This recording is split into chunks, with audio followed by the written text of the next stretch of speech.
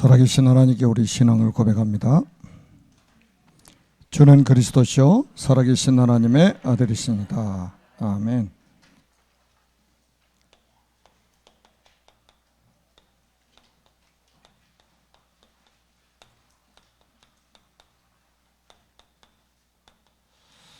순서로 하면 지난주하고 조금 바뀌었죠. 제가 이승희 장로님께 그쪽에 눈 많이 왔죠. 그러니까 눈이 많이 왔다고 그러더라고요. 간신히 오셨다고. 눈길을 뚫고 오셨어요. 오늘 제가 아침에 보니까 영하 16도까지 내려갔더라고요. 추위도 뚫고 예배하기 위해서 이 자리에 여러분이 나오셨습니다. 그래서 히브리서 11장 38절에 보면 세상이 감당하지 못할 사람들이라 이 말이에요. 여러분을 세상이 감당을 못하는 거예요. 아무도 막을 수 없어요.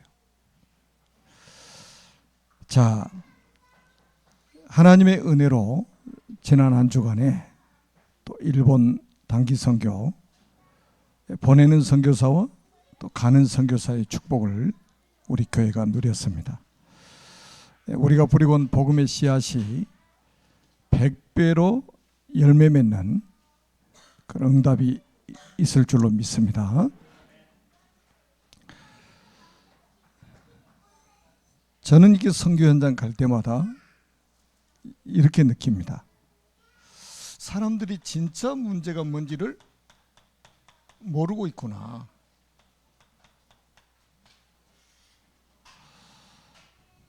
그리고 세상에 진짜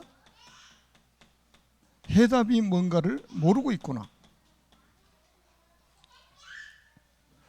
사람들은 건강 문제, 경제 문제, 부부 문제, 자녀 문제, 얼마나 세상에 많은 문제들이 있습니까? 그게 진짜 문제인 줄 알아요. 근데 그게 우리가 속고 있는 거잖아요. 세상의 진짜 문제는 어떤 문제죠? 영적 문제입니다. 육신적인 문제가 아니고 영적인 문제예요. 영적인 문제는 우리 눈에 보이지 않는 사탄, 그리고 이 사탄이 우리에게 하나님 말씀에 불순종하는 죄를 짓도록 만들었죠. 그리고 하나님을 떠나도록 만든 사건이 진짜 문제입니다. 다시 말하면 이 원죄 사건이 우리 인생의 진짜 문제예요. 그런데 놀랍게도 교인들도 문제 생기면 이걸 문제로 보지 않습니다. 육신 문제가 문제지 이걸 문제로 보지 않아요. 진짜 이게 문제라면 우리에게 진정한 답은 뭐겠습니까? 그리스도입니다. 이 문제를 정치인들이 알고 있습니까? 대학 교수님들이 알까요? 여러분 병원에 가면 의사들이 이 문제를 알고 있습니까? 전혀 몰라요. 영적인 사실이기 때문에. 여러분들이 이것만 알면 여러분들은 세계복음하고 남습니다. 아담의 후손은 한 사람도 빠짐없이 이 영적인 문제 속에 있습니다. 그래서 신분이 마귀의 자녀예요. 아담의 후손은 누가 필요하냐? 여자의 후손인 그리스도가 필요하다. 이거 알면 세계복음 한다니까요. 이 간단한 답을 주는 것이 없단 말이에요. 교회마저도 이 답을 못 주고 있는 거예요. 자, 우리는 뭐 세계복음화가 어렵다고 생각하는데 세계복음 어려운 거 하나도 없어요. 세계복음은 하나님이 하시기 때문에 우리는 거기에 쓰임 받는 거지 우리가 하는 게 아닙니다. 세계복음화는 하나님이 이루어 나가십니다. 그래서 우리가 앞으로 이 세계복음화라는 것은 이런 영적 사실을 모든 민족이 알도록 만드는 거예요. 그리고 거기에 대한 답을 주는 것이 세계복음화입니다. 그래서 여러분 한 분 한 분이 중요한 이유가 바로 그거란 말이에요. 그래서 세계복음화려면 앞으로 여러분들이 꼭 깨달아야 될 거예요. 빈 곳에 현장을 볼 수 있어야 됩니다. 하나님이 나만 볼 수 있는 빈 곳 현장, 나만 갈 수 있는 빈 곳 현장을 하나님이 여러분에게 보여주실 겁니다. 빈 곳의 현장이라는 것은 무슨 말이냐면 모든 것이 다 있는데 한 가지가 없는 현장입니다. 만 가지가 다 가지고 있는데 한 가지가 없어요. 그게 빈 곳 현장이에요. 그 한 가지가 뭘까요? 복음만 없는 거예요. 다 가지고 있는데 한 가지가 없어요. 그게 빈 곳 현장입니다. 그래서 그 현장이 재앙지대가 되어버리는 거예요. 여러분 꼭 기억하세요. 지금 잘 살고 있는 사람들 많이 있잖아요. 육신적으로 잘 살고 있는 사람들. 모든 것 다 가지고 있는 사람들 많이 있죠. 한 가지 없어가지고 어느 날 재앙지대가 되어버립니다. 아니 한 가지 없는 것 자체가 재앙지대에 살고 있는 거예요. 이런 사람을 살리는 것이 생명운동이고 전도운동이라 이 말이에요. 자, 이스라엘 나라에 성전도 있고 회당도 있고 다 있었잖아요. 그런데 한 가지가 없었단 말이에요. 성전에도 그 한 가지가 없었고 회당에도 그 한 가지가 없었던 거예요. 그게 뭐냐? 복음입니다. 그리스도가 없어요. 그래서 재앙지대가 됐는데 이스라엘은 로마의 속국이 된 거예요. 예수님 오시기 63년 전에 이미 로마의 속국이 돼버렸다니까요. 망해버린 거예요, 나라가. 그래도 밥 세 끼 먹고 사니까 자기들이 잘 산다고 생각한 거예요. 그래도 자기들이 자리 있으니까 자기들 잘 산다고 생각하는 거예요. 그래도 자기들 편히 쉴 수 있는 집이 있으니까 자기들은 잘 산다고 생각하고 있는 거예요. 지금 로마의 속국이 돼가지고 자기 나라가 지금 망해 있는데도 밥 세 끼 먹고 있으니까 잘 산다고 생각했다니까요. 아무 문제 없는 것처럼 생각했습니다.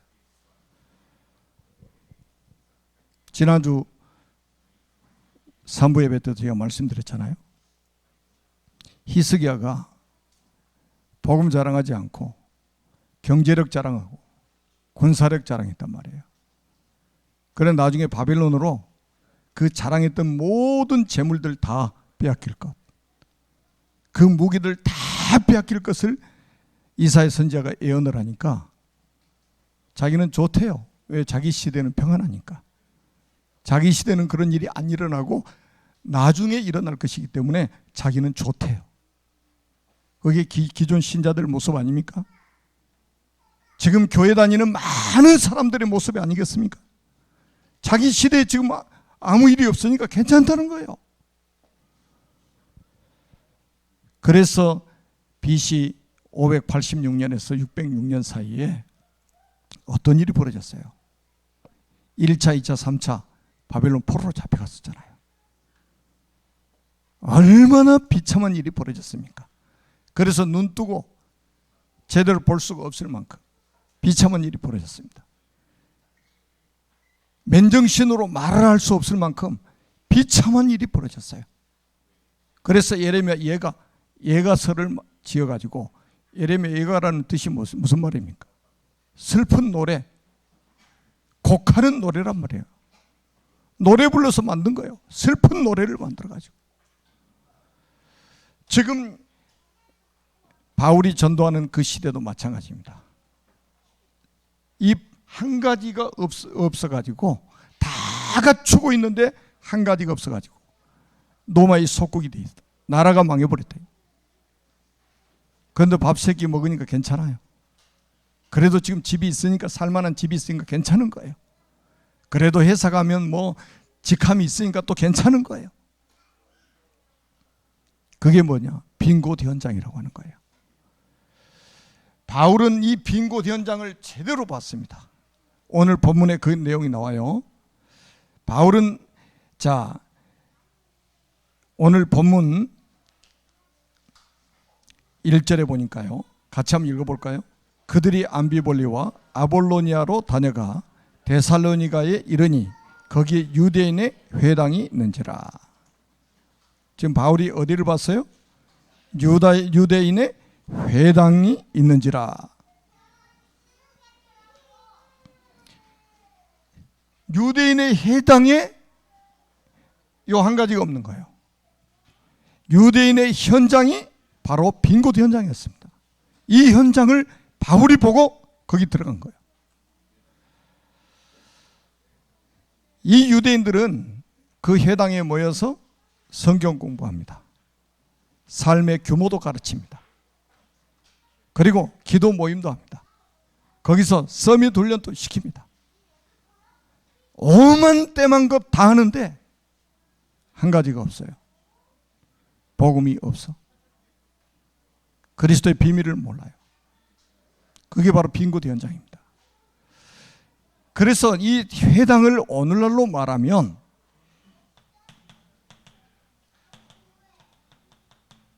교회 현장입니다. 여러분, 복음이 없어가지고, 그 한 가지가 없어가지고 완전히 성전이 종교화됐고, 회당이 종교화됐고, 목회자, 성도들이 전부 종교인이 돼버린 거예요. 생명 없는 종교인이 돼버린 거예요. 바울이 너무 잘 알잖아요. 자기도 그 출신이잖아요. 바울도 거기 출신이란 말이에요. 그러다가 바울이 사도행전 9장 1절에 15절에 자기가 박해하던 그리스도를 빛 가운데서 만났습니다. 여기서 완전히 새로운 피조물이 됐어요. 완전히 중생을 하게 된 겁니다. 그러니까 그 한 가지가 없는 그 회당, 유대인의 회당으로 파고 들어갔단 말이에요. 여러분들 잘 보셔야 됩니다. 지금 전 세계 교회 현장, 지금 목회자들이 빈 곳 현장이고, 지금 전 세계 지금 선교사님들이 빈 곳 현장이고, 우리가 그래서 기도해야 되는 거예요. 전 세계 목회자들을 위해서, 지금 전 세계에서 파송된 선교사님들을 위해서 기도해야 됩니다. 그리고 지금 뭡니까? 전 세계 지금 신학교가 빈 곳 현장이 되어버렸단 말이에요. 복음 한 가지 없는 현장이 되어버린 거예요. 성경 공부도 하고, 기도 모임도 하고, 서밋 훈련도 시키고, 삶의 규모도 가르치고 다 하는데 한 가지가 빠져버린 거예요. 하나님의 음성으로 들어야 될 것입니다.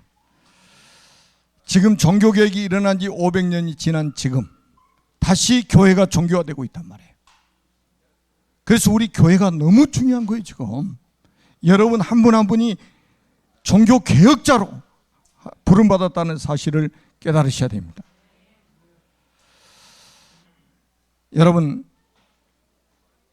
사도행전 18장 24절에서 28절에 보면 아볼로 목사님이 나옵니다. 아볼로 목사님.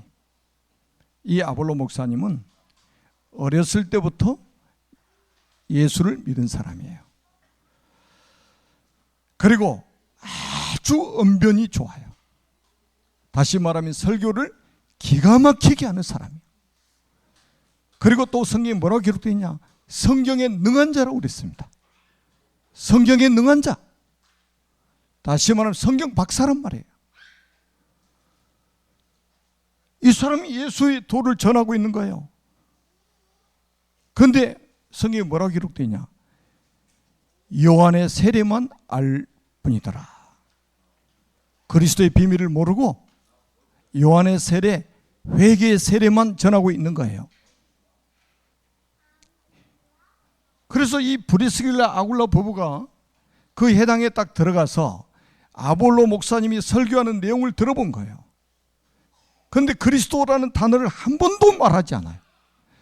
요한의 세례만 이야기하고 있는 거예요.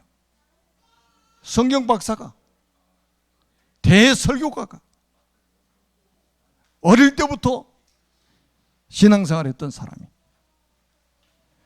그래서 이 브리스길라 아굴라 부부가 이 아볼로 목사님을 모셔가지고 하나님의 도를 아주 자세하게 풀어서 설명합니다. 설명해 줍니다. 저는 이걸 보면서요, 우리 중직자들이 조금만 겸손한 자세로 지금 아볼로 목사님 같은 이런 목회자들을 섬긴다면 아마 굉장한 일이 벌어질 겁니다. 그래서 이 아볼로 목사님이 설교가 달라졌어요. 완전 설교가 달라졌어요. 한번 볼까요? 28절 같이 한번 읽어보겠습니다. 18장 28절 시작. 이는 성경으로서 예수는 그리스도라고 증언하여 공중 앞에서 힘있게 유대인의 말을 이기미러라. 아멘. 여러분 보세요. 아볼로 목사님 한 분이 제대로 복음을 깨달은 거예요. 뭐라고 전했어요? 예수가 그리스도라 증언하여, 예수는 그리스도라고 증언하여 공중 앞에서 힘있게 유대인의 말을 이기미러라. 진짜 복음이 뭡니까? 예수가 그리스도 아닙니까? 사단을 꺾으신 참 왕이요, 우리 죄 문제를 해결하신 참 제사장이요, 하나님 만나는 길이 되시는 참 선지자시라 이 말이에요. 우리 인간의 진짜 문제를 해결하러 오신 그리스도. 보세요. 지금 전 세계 목회자, 선교사님, 신학생들이, 신학교 지금 교수님들이 아볼로처럼 성경에 능하고 설교도 잘하고 오랫동안 신앙생활을 했는데 복음을 놓쳐버렸잖아요. 복음이 지금 없어지고 있습니다. 그래서 지금 교회가 재앙지대가 돼가지고 전 세계 교회가 지금 문을 닫게 생겼다 이 말이에요. 지금 하나님이 우리 교회에다 주신 사명이 뭔지 아십니까? 하나님 우리 교회 주신 사명이 뭡니까? 저는요 진짜 생각하면 아주 기가 막혀요. 어떻게 하나님이 전 세계 목회자를 섬길 수 있도록, 전 세계 선교사님들을 섬길 수 있도록, 전 세계 지금 신학교를 섬길 수 있도록 하나님이 이렇게 정확하게 인도하시냐 이 말이에요. 저는 이 현장을 빈곳 현장으로 본 거예요. 그래서 여러분은 저를 보내는 선교사로 파송하고 저는 가는 선교사로 파송받아서 전 세계 지금 목회자들을 섬기고 있잖아요. 아볼로 같은 목회자들이 일어나 본데요. 여러분 한번 잘 우리 생각 한번 해봅시다. 오늘은 통역이 없으니까. 불신자 한 명 전도하는 것 아주 중요합니다. 천하보다 소중해요. 교회는 한 명 데리고 평생 성경 공부하는 것 아주 중요합니다. 왜? 양육해야 되니까. 지금 지구상의 인구가, 새벽에도 제가 말씀드렸습니다. 지구상 인구 얼마인 줄 아십니까? 80억입니다. 그러면 20억이 예수 믿는다고 치고 나머지가 얼마입니까?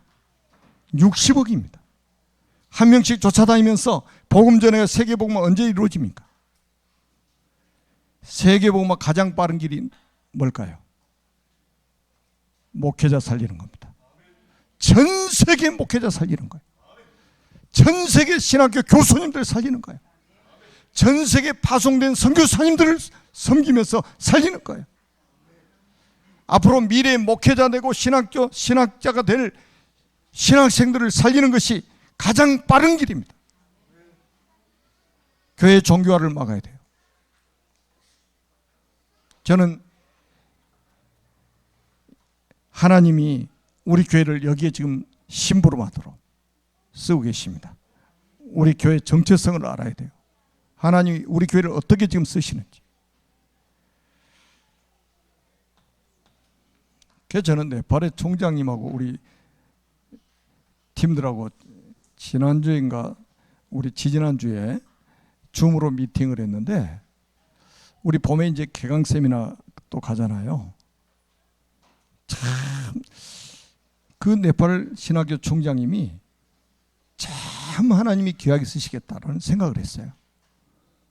왜냐하면 우리는 이제 개강 세미나 하고 그때 세미나 한번 하고 왔으니까 이제 어떤 과목을 어떻게 이제 가서 메시지를 할 것인지 좀 소통하려고 줌 미팅을 했는데, 이 총장이 뭐라고 말씀하시냐면 지난번에 했던 메시지 그대로 해달라는 거예요. 지난번에 우리 가서 뭐 했는데요? 예수는 그리스도. 이거 하고 왔는데 학교가 완전히 변화돼 버린 거예요. 우리가 한 겁니까? 아니에요. 예수는 그리스도라, 이거 말했단 말이에요. 그런데 하나님이 막 변화의 바람을 불게 만드신 거예요. 지난번 했던 메시지 그대로 해달래요. 다시 말하면 지난번에 전했던 복음 그대로 전해달라는 거예요. 못 깨달은 사람은 그럴 겁니다. 새로운 메시지 해주세요 그랬을 거예요. 지난번에 했던 거 말고 다른 메시지 해주세요 이렇게 했을 거예요. 저는 그분 고백 듣고요, 정말로 이 총장님 하나님 사랑하시는구나, 이분이 복음의 능력을 보셨구나. 우리가 하는 게 아니에요. 주님께서 하시는 겁니다. 고린도전서 1장 24절에 보니까 그리스도는 하나님의 능력이요 하나님의 지혜니라. 우리 능력 없어도 괜찮아요. 여러분도 아시다시피 제가 무슨 능력이 있습니까? 제가 강단에 설 때나 큰소리 치지, 제가 밑에 내려가면 큰소리 치는 거 보셨습니까? 아무 능력 없어요. 능력이 없을수록 좋습니다. 그래야 우리 안에 있는 복음의 능력이 나타나기 때문입니다. 지금 전 세계 지금 중직자들이 빙고드 현장이란 말이에요. 전 세계 중직자 빙고드 현장. 여러분 사도행전 16장 11절에서 15절에 보면 우리 이미 봤잖아요. 누디아. 14절에 보니까 누디아는 바울 만나기 전에 이미 하나님을 공경하고 있는 사람이에요. 바울을 만나가지고 하나님을 섬기게 된 것이 아니고 바울을 만나기 전에 하나님을 공경하는 사람이라고 소개하고 있습니다. 그러다가 바울을 만난 거예요. 바울을 만나서 바울이 전한 복음을 듣고 인생의 답을 얻게 된 거예요. 그리고 뭡니까? 인생의 답을 얻고 나니까 그때야 자기에게 사명이 발견된 거예요. 사명이 발견됐단 말이에요. 그래서 15절에 보니까 16장 15절에 보니까 누디아 그 가족들 다 세례를 받고 다 구원을 받고, 그리고 만일 나를 주 믿는 자로 알거든 내 집에 들어와 유하라고 강권하여 머물게 아니라. 야, 완전 사명자로 바뀌어버린 거예요. 지금 전 세계 중직자들 얼마나 소중합니까? 그런데 중직자들이 복음을 제대로 못 들어가지고 자기에게 무슨 사명이 있는지조차도 모르고 살아가고 있는 거예요. 밥 세 끼 먹기 위해서 열심히 노력하고 살고 있는 거예요. 그런데 전도자 바울을 만나가지고 정확한 복음을 듣고 인생의 답이 난 거예요. 그러고 나니까 자기 사명이 딱 깨달아진 거예요. 그래서 자기 집에 들어와 유하라고 강권하여 머물게 하면서 그곳에 빌립보 교회가 세워지게 된 겁니다. 거기다가 보낸 편지가 바로 빌립보서예요. 놀라운 메시지가 빌립보서에 들어있지 않습니까? 그래서 전 세계 우리는 중직자 살려야 된다. 복음으로 살려야 돼요. 여러분 중직자가요 복음 제대로 못 깨달으면 오히려 있잖아요 교회 어렵게 만듭니다. 근데 중직자가 복음 제대로 깨달아 버리면 교회 살리고, 중직자가 복음 제대로 깨달으면 현장 다 살아납니다. 왜? 중직자는 전부 현장 선교사 아닙니까? 다 사업하고 직장 다니고 계시잖아요. 현장 다 살려놔. 그러니까 사단은 한 가지만 모르게 만드는 거예요. 복음 모르게 만드는 거예요. 제가 말씀드렸잖아요. 지금 전 세계 현장이 이 모습이라니까. 그 다음에 세 번째는 뭐냐? 전 세계 지금 후대들이 빈곳 현장입니다. 다시 말하면 지금 렘넌트들이 지금 빈곳 현장이란 말이죠.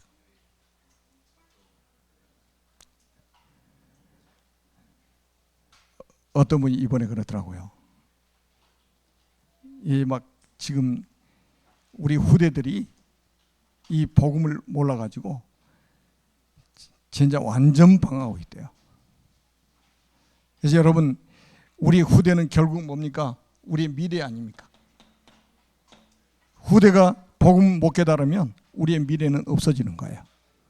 미래는 재앙지대가 돼버리는 거예요. 미래를 살리는 길은 우리 후대들이 정확한 복음을 듣고 살아나게 만들어야 됩니다. 그 다음에 두 번째는, 그러면 이 빈 곳 현장에 절대 필요한 것이 뭐냐. 여러분, 세상에 만 가지가 있지만 한 가지가 없어서 지향지대가 되어버렸단 말이에요. 그러면 그 현장에 절대 필요한 것, 빈 곳 현장에 절대 필요한 것은 뭐겠느냐 이 말이에요.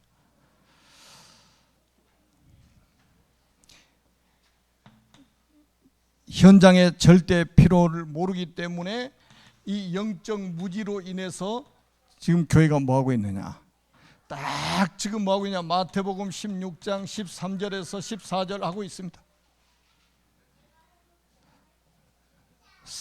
사회운동, 교회가 사회운동하고 있어요. 그리고 불건전 신비주의 하고 있습니다. 그리고 율법주의 하고 있습니다. 인본주의 하고 있습니다. 그게 마태복음 16장 13절에 14절에 나오잖아요.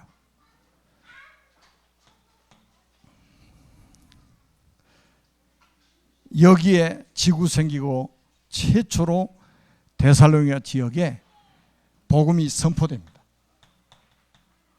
복음이 선포됩니다. 마태복음 16장 베드로가 고백했던 그리스도의 복음이 선포됩니다. 오늘 17장 한번 볼까요? 사도행전 17장 3절 다시 한번 읽어봅니다. 여러분, 바울이 데살로니가 현장에 가서 뭐 했는가 한번 보십시오. 자, 시작. 뜻을 풀어 그리스도가 해를 받고 죽은 자 가운데서 다시 살아날 것을 증언하고 이르되 내가 너에게 전하는 이 예수가 곧 그리스도라 하니. 아멘. 내가 전하는 이 예수가 곧 그리스도라 하니. 여러분, 이 그리스도의 복음을 3주 동안, 새 안식일 동안 강론을 했습니다. 성경 가지고 강론하면서 내가 전하는 이 예수가 곧 그리스도라. 한 가지가 없어가지고 재앙지대가 되어버린 그 유대인 회당에 들어가서 그 절대 필요한 그리스도의 복음을 딱 전하는 거예요. 여기에 복음의 능력이 나타난 거죠. 여러분, 이 복음은 언제부터 나타났습니까? 영세전에 준비된 거잖아요. 여러분, 창세기 3장 사건 터지자마자 창세기 3장 15절에 여자의 후손을 말했는데 그분이 바로 그리스도 아닙니까? 세상이 물로 다 심판을 받는데 거기서 뭡니까? 방주를 만들어라. 방주가 바로 오실 그리스도 그림자 아닙니까? 여러분, 창세기 12장 1절로 3절에 보니까 내가 네게 보여줄 땅으로 가라. 어디입니까? 가나안 아닙니까? 메시아 오실 땅 아닙니까? 여러분, 출애굽기 3장 18절에 피제사를 드려라, 희생제사를 드려라. 누구 이야기입니까? 400년 만에 하나님이 복음을 회복시켜 주셨잖아요. 이사야 7장 14절에 보라, 처녀가 잉태의 아들 낳을 것이요 그 이름을 임마누엘 하리라. 이분이 성육신 하셔가지고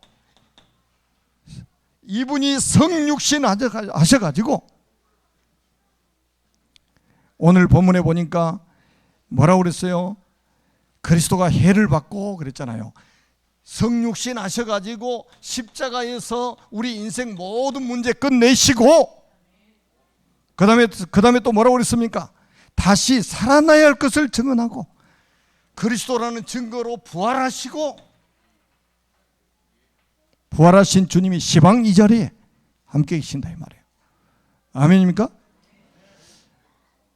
여러분, 부활하신 주님을 만나야 되잖아요. 부활하신 주님을 체험해야 되잖아요. 그러니까 결국 뭡니까? 이 데살로니가에 그냥 생명의 빛이 비춰버리니까 어떻게 되겠습니까? 흑암이 그냥 왕창 무너져 버리는 거예요. 이 3저주가 완전히 무너져 버리는 거예요. 여러분이요, 얼마나 소중한지 보세요. 여러분 무능할수록 괜찮다니까요. 무능할수록 좋아요. 왜? 무능한 내가 가서 그리스도 말했는데 역사 일어나 버린단 말이에요.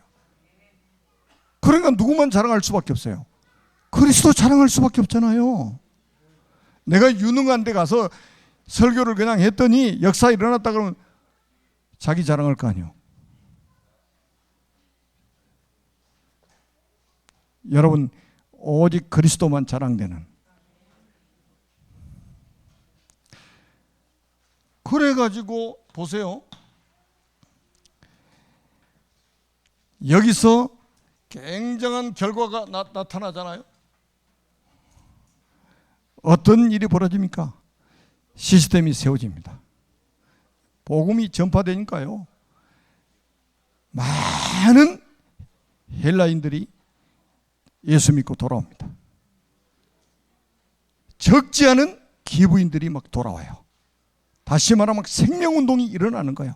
생명운동이 일어나는 거예요. 그러니까 이 유대인들이 시기해가지고 깡패 동원해가지고 박해를 합니다. 그 속에 누가 숨겨져 있냐? 야손이라는 사람이 숨겨져 있는 거예요. 자, 한번 여러분 보세요. 오늘 본문에 야손에게 임한 보좌 아닙니까? 이 야손이라는 이 절대 제자가 딱 세워지니까 어떤 일이 벌어져요? 많은 헬라인들이 돌아왔다. 그리고 적지 않은 기부인들이 돌아왔다. 여러분, 야손과 같은 사명자, 야손과 같은 조장 하나가 딱 세워지니까 거기에다가 막 하나님이 영혼을 막 붙여주시는 거예요. 근데 바울이 여기 들어갈 때 누구 데리고 들어갔습니까? 오늘 본문에 보니까 실라라는 사역자를 딱 데리고 간 거예요. 이래가지고 이 데살로니가 지역에 완전히 복음 운동할 수 있는 시스템이 딱 세워지는 거예요. 그게 바로 데살로니가 교회입니다. 데살로니가 교회가 세워지게 돼요. 놀랍지 않아요? 하나님이 하시는 일은 신묘막측입니다. 그래서 여러분들이 현장에, 여러분들이 정말로 이제 교회 안에서는, 그래서 우리가 사역자를 준비하려고 합니다. 제가 우리 교회 안의 모든 중직자들을 사역자로, 하나님이 우리 모든 교육자들이 사역자로, 우리 모든 중직자들이 야손과 같은 이런 사명자로 조장 역할을 하도록. 그러면 그게 준비되면 하나님이 사람을 붙이신다 이 말이에요. 그래야 지역 살 거 아닙니까? 한 지역 살 거 아닙니까? 자, 여기다가 보낸 편지가 있어요. 데살로니가 교회에다 보낸 편지가 데살로니가 전후서인데, 데살로니가 1장 3절에 보니까요, 이 데살로니가 교회 신앙의 색깔이 나옵니다. 신앙의 색깔. 신앙의 색깔이 뭡니까? 굉장히 단순하죠. 믿음의 역사와 사랑의 수고와 소망의 인내를 가진 교회라고 그랬어요. 색깔이 아주 깨끗하죠. 그 다음에 이 데살로니가 교회 교인들은 신앙을 체험한 사람들이에요. 1장 5절이죠. 1장 5절에 보니까요, 말로만 전달이 된 것이 아니고 능력과 성령과 큰 확신으로 된 것이다. 능력과 성령과 큰 확신으로 된 것이다. 체험을 한 거예요. 여러분 이 체험을 앞으로 다 해야 됩니다. 자, 세 번째입니다. 이 사람들은, 이 데살로니가 교인들은 전부 신앙의 모델로 딱 세워졌습니다. 1장 7절에 보니까 마게도냐와 아가야에 있는 모든 믿는 자의 본이 되었다.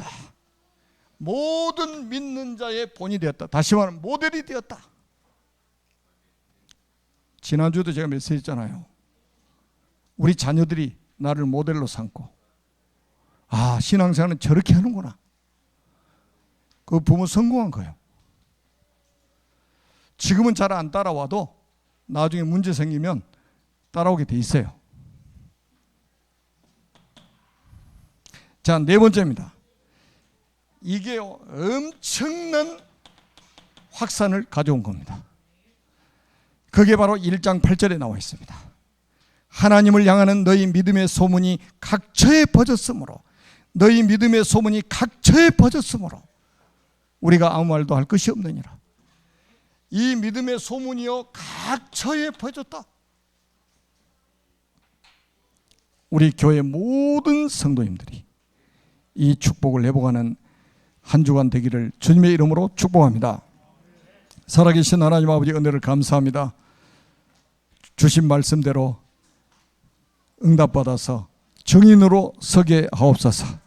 예수 그리스도 이름으로 간절히 축복하며 기도드립니다. 아멘.